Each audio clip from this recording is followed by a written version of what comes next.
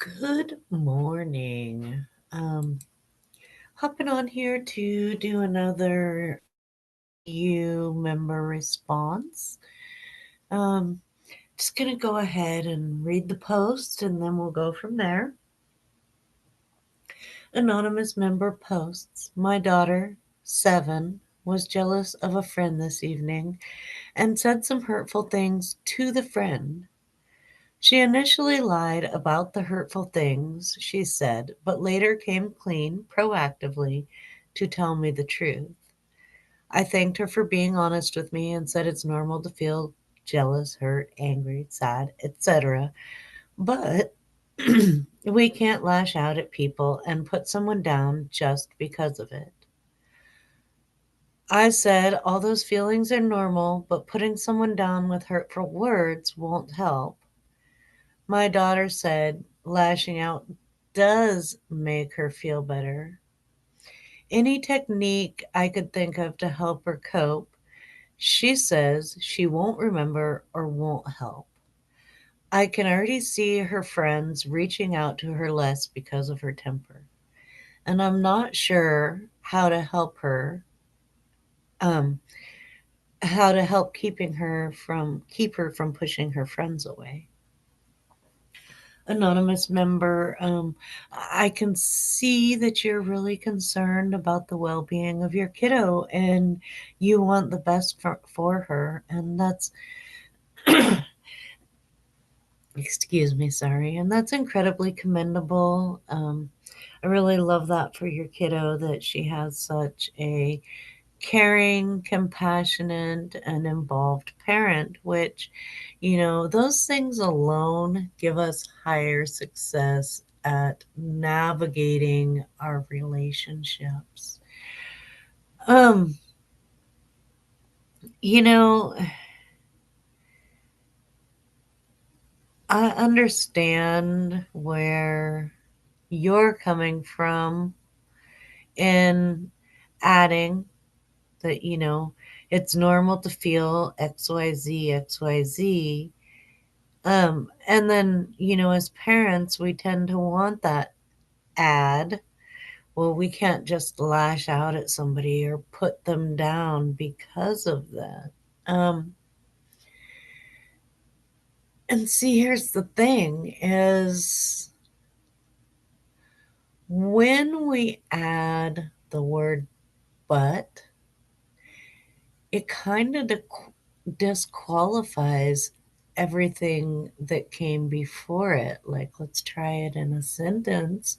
It's like, I love you, but, and then everything that comes after that is going to make you feel like, in fact, this person loves me with a bunch of qualifications, or maybe they don't even really truly care about me at all, right? And um, it works that way when we're offering empathy, when we come at it with this angle of trying to teach a lesson and, well, I see how you're feeling, but you can't. And it really invalidates the lesson and everything that we're trying to say when we take this approach. So, not saying it's wrong, and it's such a teeny tiny little word.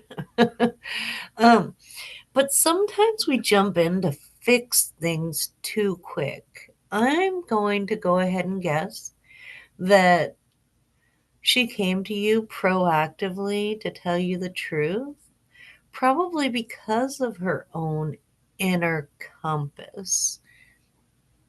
Probably because she was feeling a little bit of guilt or upset or wanted some help working out her feelings around all of this. Um, the details as far as how we're helping somebody problem solve and troubleshoot, the details do matter on that level when we're leaning into helping somebody work through their problems. Um,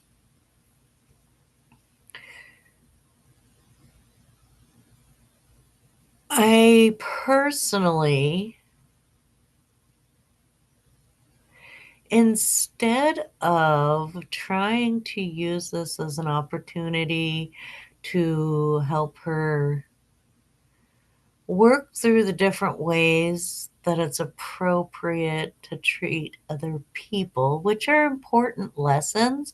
But a lot of that just kind of comes out in the wash when we're working through these other lessons. And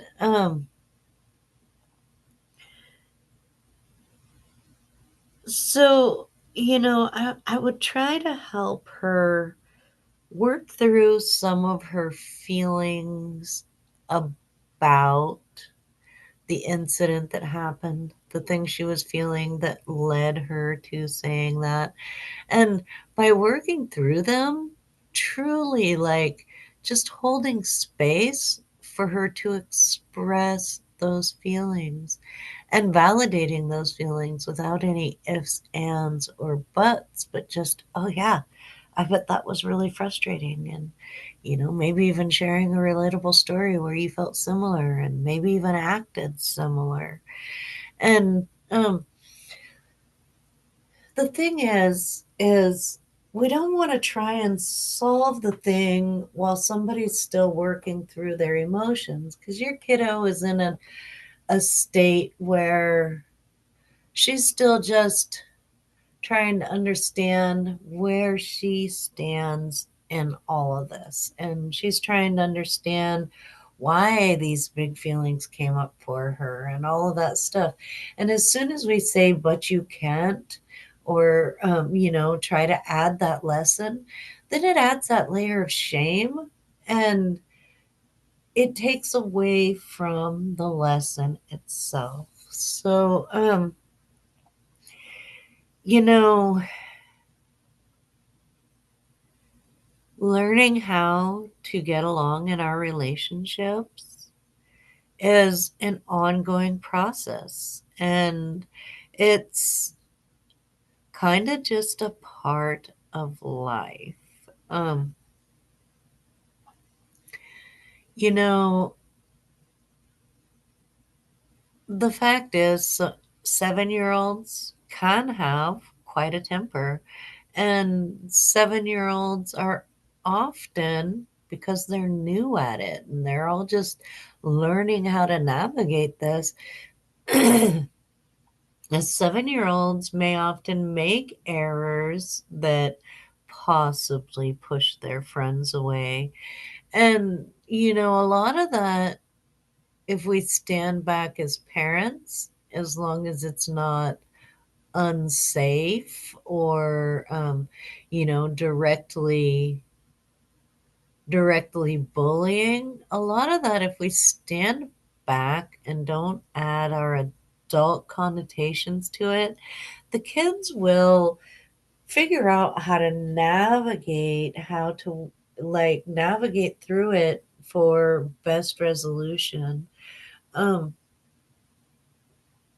I don't know if your kiddo's temper is new because you've mentioned that you can see her friends reaching out to her less because of her temper, which I would want to reframe that as her maybe her dysregulation around things or even her like internal sense of justice and rightness and wrongness and things like that. And um, small children don't have a lot of finesse around expressing these things. And so much of that is trial and error. It's like we have to engage in it and try it and learn about it before we know how to navigate through it. And so, um, you know, I get where she's coming from when she says, "Oh, that won't help," or "I won't remember," because she's feeling judged for one, feeling like, and I know you weren't trying to come from a place of judgment. It was just the moment that you said, "But we can't," and for her, immediately that came to, you're not on my side, you don't understand me, you think that I'm bad. And then she was blocking out your words after that point. Um, so just turning it around a little bit and holding space for her feelings without, adding a whole lot of our ideas to it, actually allows her to work through to the place where she finds something that she will remember or will help.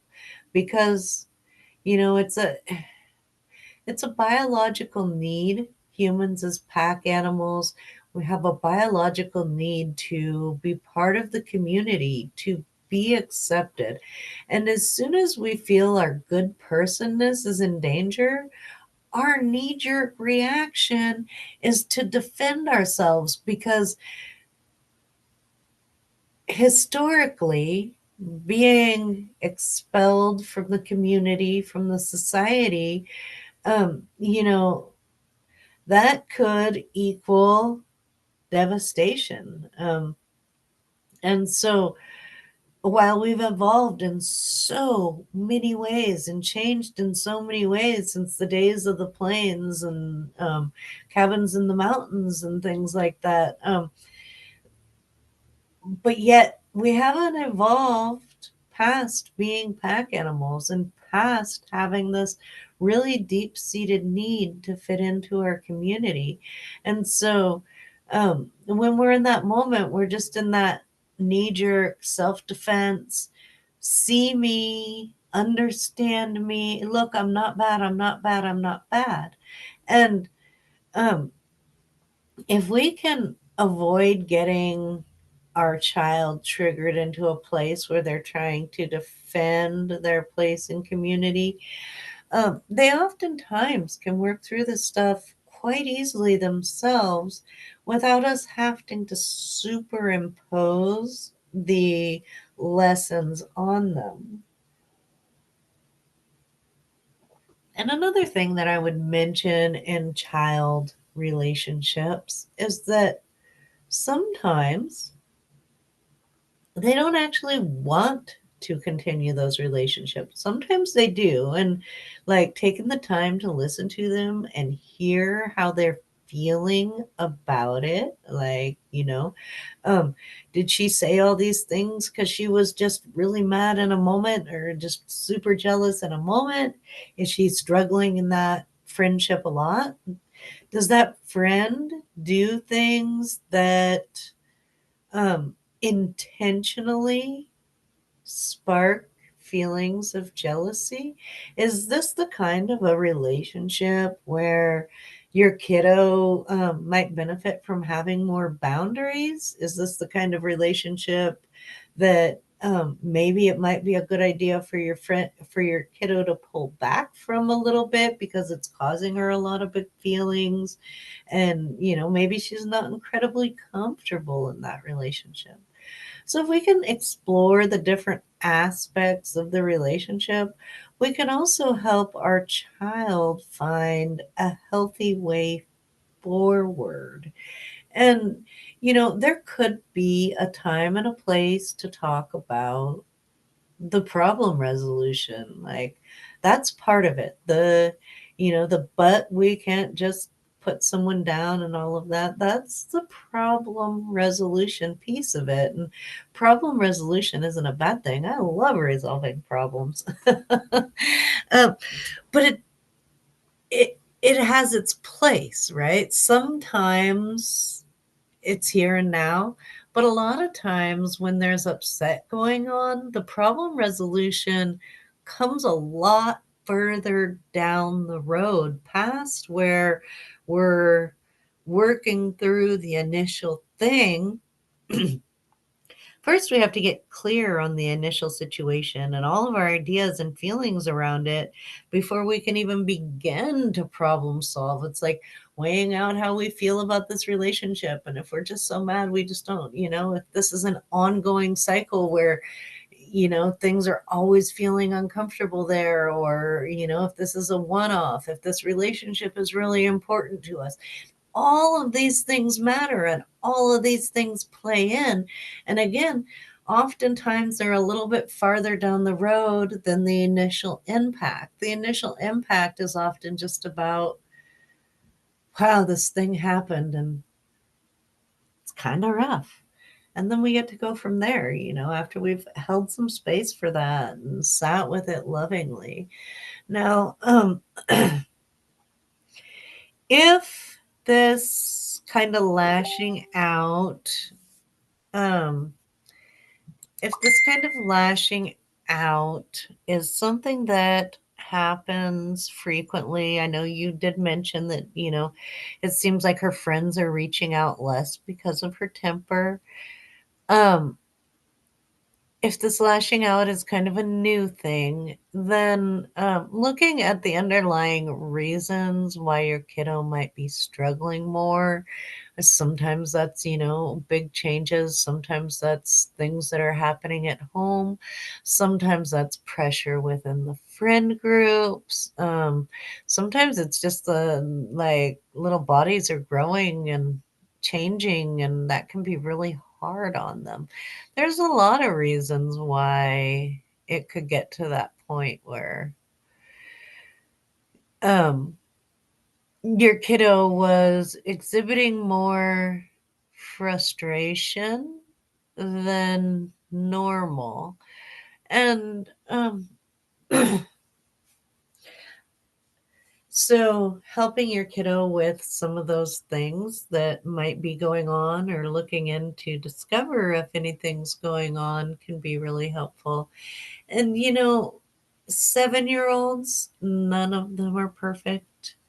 They're all impulsive and learning communication, and a lot of them have um you know tempers, as you put it, and different ways that they maybe they may lack a little bit of finesse, and they actually tend to have a lot of grace with each other. They tend to understand that they're all kind of imperfect. Something that adults at some point, we kind of push that away from us and expect it, expect that perfection. But it's just not really that way. And 7-year-olds tend to, for the most part, have, they're a little bit closer to that understanding, because adults, the older we get, the higher the expectations get. So I also would hesitate to put the full blame on my own kiddo. It's like I said, like, kids in this age bracket, they lack finesse because they lack the experiences. And possibly friends are reaching out less because of something that your child's doing. Um, and possibly there's all kinds of other different dynamics that could be playing into this.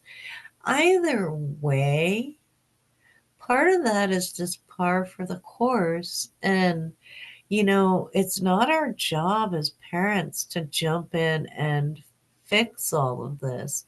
It's our job as parents to make sure that everybody's safe and hold space for the growth processes.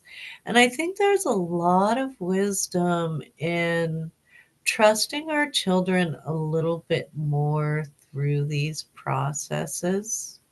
Um, I remember one of my kids being really angry at a friend one time, and he was raging around about this and that and this and that, and talking about, how he wanted to get his friend back and do the thing back to him and all this other stuff. And um At some point, I had said to him, I was like, all right, I get it. You're upset, but you can't XYZ. And he looked at me and he's like, well, of course I know that, Mom, but can't you just let me be frustrated for a minute? And I remember laughing about that so hard because, um, you know, that self-awareness around it, like he was like, yeah, of course I know that I can't XYZ. I'm just letting out the big feelings.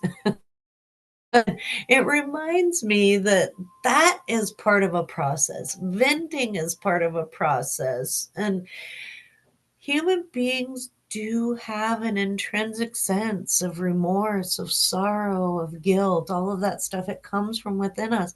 And we want to do better. And the ways that we're able to do better are the solutions that come from inside of us, not the solutions that everybody told us might help or might work. Those ones sometimes we can apply, but the ones that really come from within us, those are the ones that are going to be the most useful when things come up for us. Um, Teaching your kiddo how to manage feelings of like spite and lashing out and things like that, that's going to be part of an ongoing lesson where you're helping her navigate relationships and to manage her own feelings and gain some emotional awareness around reactions and responses. So I try not to focus too much on all of the like parental input. Hold a little bit more space for the feelings without the playing judge and jury and telling somebody how they can and can't do it and how to navigate it and all the different tools for it. Just hold space for the feelings and the emotions to play out and see what happens after that. Because oftentimes, when we hold that space, and we're so worried that if we don't XYZ and like do all this parental stuff, our kids aren't going to learn and they're not going to do better. But if we can hold space through the initial emotional fallout, oftentimes what our kids come back to us with is amazing insights and solutions and their own ideas on how they might want to navigate a repair process or how they might want to deal with this in the future. And I would also note that if our kids are feeling uncomfortable in any relationship that they're having, um, we don't want them lashing out at them. And it's also okay if our friends or if our children set boundaries with their friends or decide they don't want that friendship anymore. And, when we get to the resolution part, which, like I said, it's farther down the road from the initial upset. But when we get to the resolution part, I always want our kiddos to know that if that is a friendship that they're not wanting to hold on to, that is completely valid. And, you know, it's an important mindset shift as well to look at that aspect because here we are worrying if everybody's going to like our kid because that's the mindset that we came from. But sometimes our kids don't really want to spend as much time with somebody or aren't really enjoying this relationship. And helping them hold that boundary and honoring that is also incredibly important. So, you know,